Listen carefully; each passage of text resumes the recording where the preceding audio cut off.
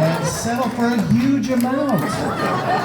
Now, I haven't worked out yet how the taxpayers are going to pay for it, but actually the weird thing is I could sue, and I would have a good case as opposed to these other people, but we just want to put an end to that sham.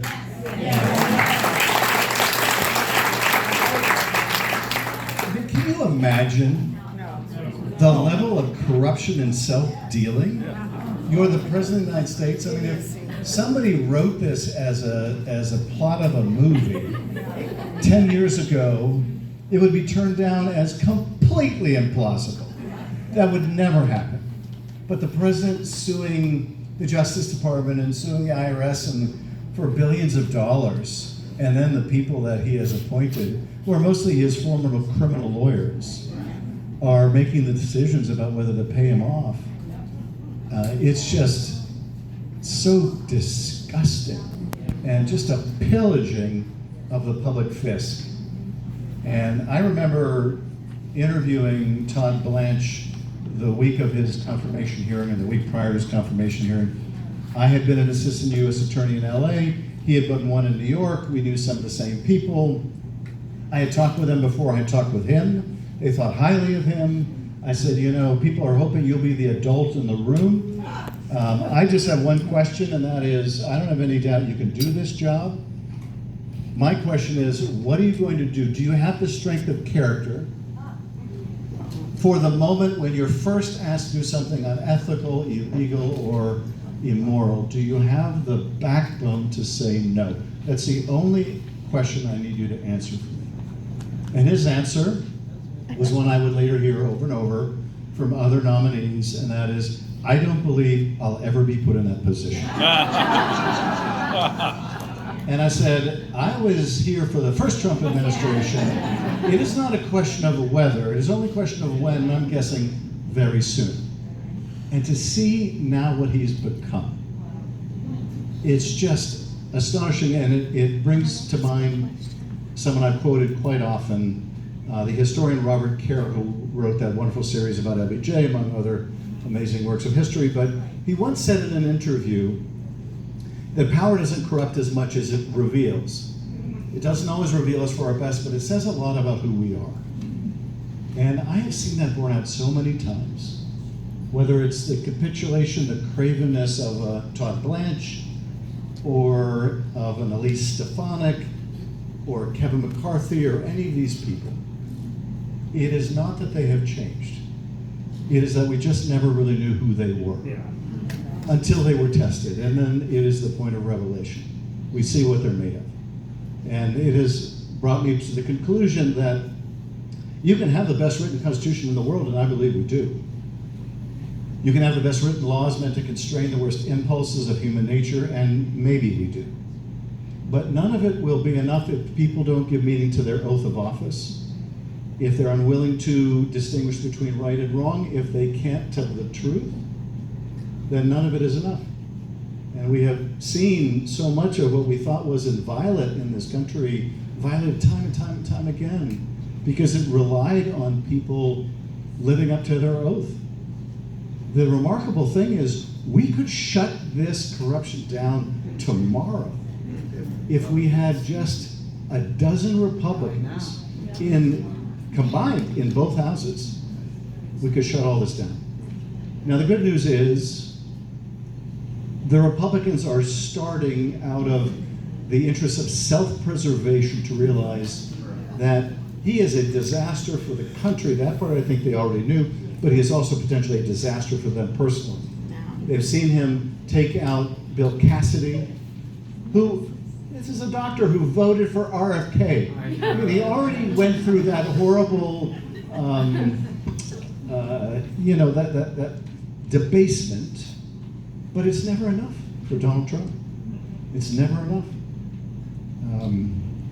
I was talking to someone recently, you might have seen in the Morro Bay of Northern California. There was a company that was doing a wind project off the coast. And the administration is paying them millions and millions of dollars to stop work on the wind farm and instead put their money into oil and gas. I mean, it's like a theological hatred of the environment. goes beyond reason. The same people that are pushing, the rapid expansion of AI and data centers and know they're going to need lots of energy, including renewable energy, they can't help themselves but to kill renewable energy because it's like a theological belief. And of course, there is, the oil industry. But I'm meeting with him, and I said, we in California put a lot of investment into that project, and that you're going to take this money, this settlement. It was terrible. I realize you're being extorted by the fact that they're going to try to hold this up as long as possible and make you lose your investment. But there are 2 projects that they have reached a settlement on, and a third that they're going to fight him on. And I said, if you think your settling with him on 2 are going to earn you any goodwill, they will not. You are either all in with this corrupt crowd or you're not in at all. And if you were smart, you would build windmills off of every Trump golf course in the world. I am here to say, and I want to thank you for all the work you're doing, I'm here to say there is very good reason for optimism among the darkness, because the midterms are coming, a wave is coming, an accounting is coming, and you are going to be a big part of that. We are going to flip the House, and we now, and this was unthinkable a year ago, we now have multiple pathways to flipping this Senate.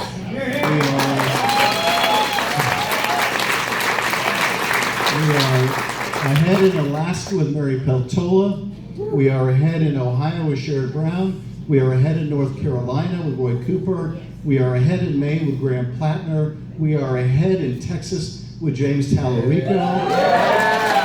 That's amazing. And we are ahead, even I saw a poll that we're ahead in Florida with Alex Vindman. I mean, it is astounding. And we are going to be competing in Iowa. We're going to be competing in Mississippi. I mean, it's quite amazing, because the public is so disgusted with what they see. So your work on these House races in California are going to be pivotal to flipping the House, what you did on Prop 50. Hats off. It gives us a chance to flip the House. Even with this horrible decision by the Supreme Court, we are still going to flip the House. So we will have a chance for a reckoning. And I think it's going to look very much like what we saw in Hungary, where they threw out their would-be dictator. We will throw out ours.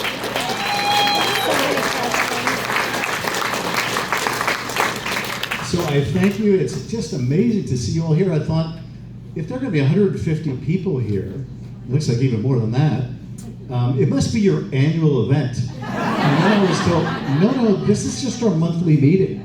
That's incredible. You're amazing.